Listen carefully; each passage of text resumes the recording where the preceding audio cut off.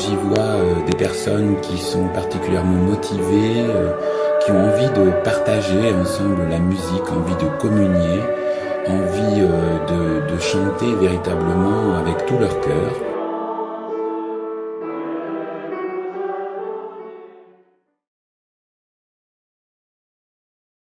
Alors, la communauté aime chanter. La place du chant dans le culte pour la communauté d'Orthès, c'est très important.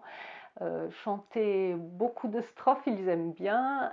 C'est quelque chose de très convivial. Ça a une dimension aussi pour la foi, la louange, et c'est quelque chose que je fais aussi pour les enfants de l'école biblique et les ados du caté, pour eux dans les séances et pour qu'ils le retrouvent, ce fameux chant, cette dimension du chant au culte. Et c'est ce qu'on retrouve pour tous.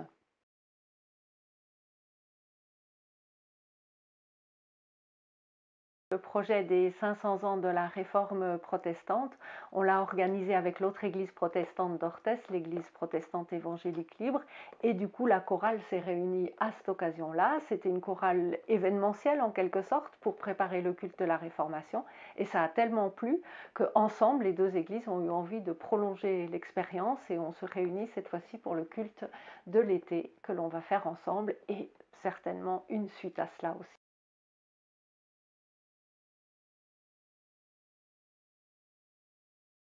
L'expérience a été très positive, d'abord des bénéfices pour tout le monde, les choristes qui ont eu beaucoup de joie à chanter, l'assemblée aussi qui a eu un retour très fort parce que la célébration était très très vivante.